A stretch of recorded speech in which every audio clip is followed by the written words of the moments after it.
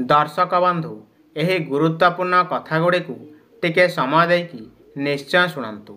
1 number, जदि बारंबार हाथरू लुण तले पकाती तेबे यह अशुभ होता है एवं वैवाहिक जीवन में किसी समस्या किंबा मनमालिन्य देखादेवार संभावना रही है।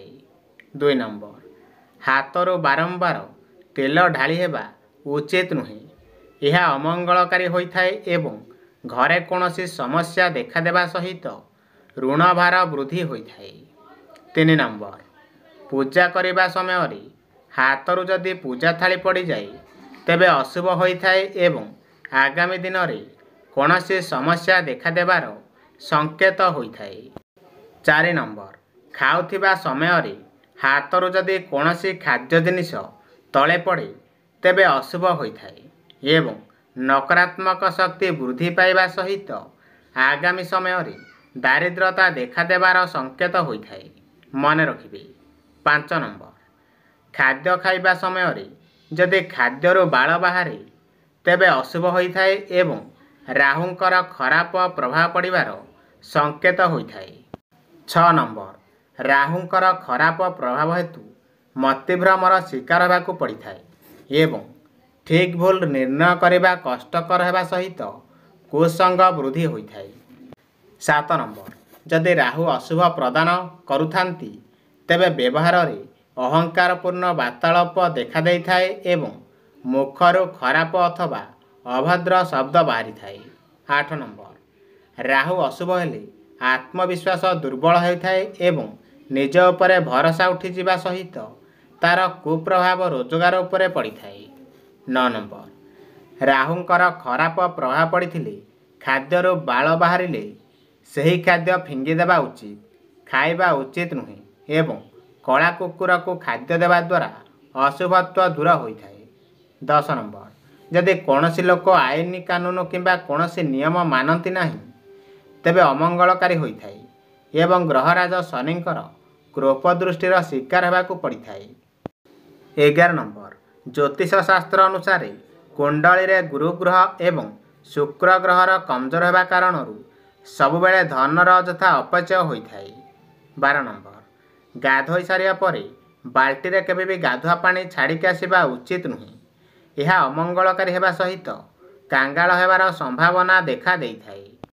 13 नंबर, गाधोइबा समय झड़ीथिबा चुट्टी केबे भी गाधुआ घरे छाड़िक आसवा उचित नुहे, यह अमंगलकारी होता है एवं व्यवसाय रे बाधा विघ्न आसवा सहित जीवन में उन्नति रे बाधा प्राप्त होता है।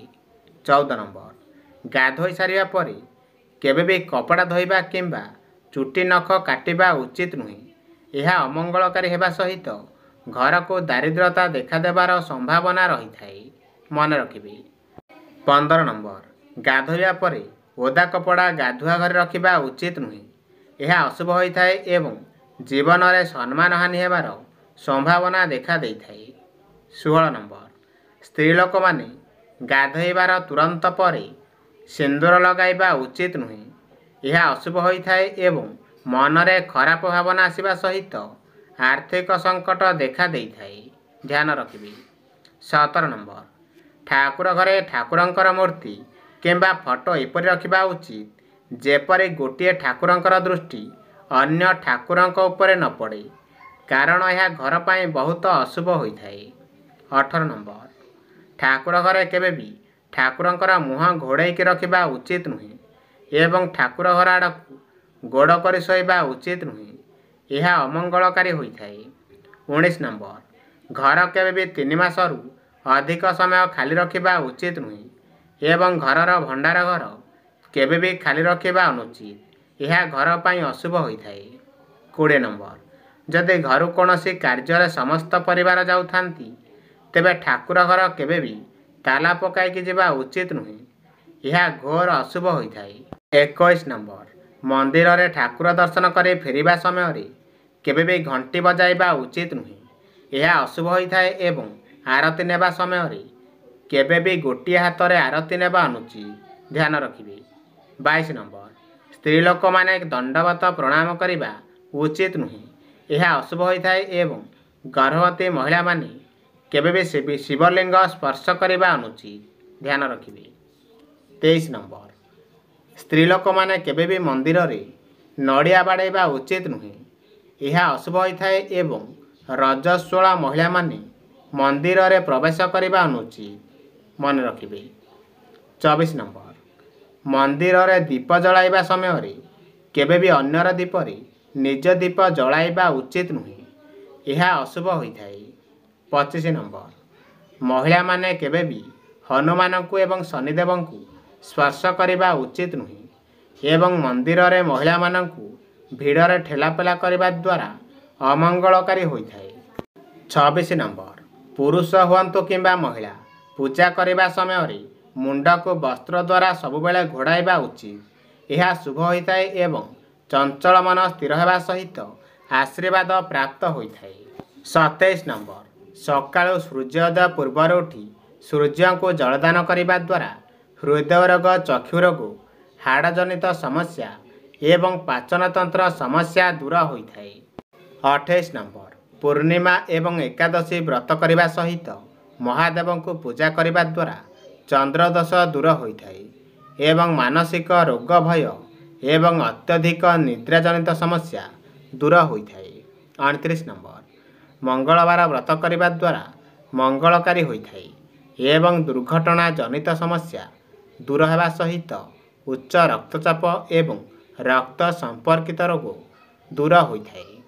30 ନମ୍ବର, ସକାଳୁ ଖାଲି ପେଟରେ ତୁଳସୀ ପତ୍ର ସେବନ କରିବା ଦ୍ୱାରା ବୁଧ ଗ୍ରହ ଦୋଷ ଦୂର ହୋଇଥାଏ ଏବଂ ଚର୍ମ ରୋଗ ସହିତ ସଂକ୍ରାମକ ରୋଗ ମଧ୍ୟ ଦୂର ହୋଇଥାଏ।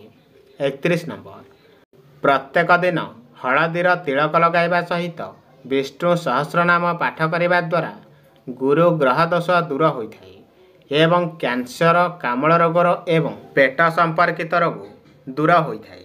32 ନମ୍ବର, ଦ୍ୱିପ୍ରହର ଖାଦ୍ୟ ଖାଇବା ସମୟରେ ଦହି ଖାଇବା ଉଚିତ, ଏହାଦ୍ୱାରା ଶୁକ୍ରଦୋଷ ଦୂର ହୋଇଥାଏ ଏବଂ ମଧୁମେହ ସମସ୍ୟା ସହିତ ନେତ୍ରଜନିତ ସମସ୍ୟା ମଧ୍ୟ ଦୂର ହୋଇଥାଏ। 33 ନମ୍ବର, ସ୍ୱାସ୍ତିକ ଭୋଜନ କରିବା ସହିତ ସକାଳୁ ଓସ୍ତ ଗଛ ମୂଳରେ କିଛି ସମୟ ବସିବା ଦ୍ୱାରା ଶନିଦୋଷ ଦୂର ହୋଇଥାଏ ଏବଂ ଶରୀର ବିକୃତ ସମସ୍ୟା, ଜଟିଳ ରୋଗ ଏବଂ ସ୍ନାୟୁଜନିତ ସମସ୍ୟା ଦୂର ହୋଇଥାଏ।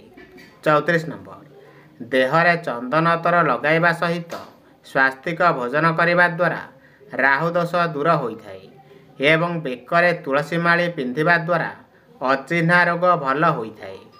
35 ନମ୍ବର, ପ୍ରତ୍ୟେକ ଦିନ ଉତ୍ତମ ରୂପେ ସ୍ନାନ କରିବା ସହିତ ଧାର୍ମିକ କାର୍ଯ୍ୟରେ ମନ ନିବେଶ କଲେ ମଙ୍ଗଳକାରୀ ହେବା ସହିତ କେତୁ ଗ୍ରହ ଦୋଷ ଦୂର ହୋଇଥାଏ। 36 ନମ୍ବର, ଝାଡ଼ୁରେ କେବେ ବି ଗୋଡ଼ ମାରିବା ଉଚିତ ନୁହେଁ, ଏହାଦ୍ୱାରା ଅଶୁଭ ହେବା ସହିତ ସ୍ୱାସ୍ଥ୍ୟ ସମସ୍ୟା ଦେଖାଦିଏ ଏବଂ ଧନର ଅଭାବ ହୋଇଥାଏ, ମନେ ରଖିବେ।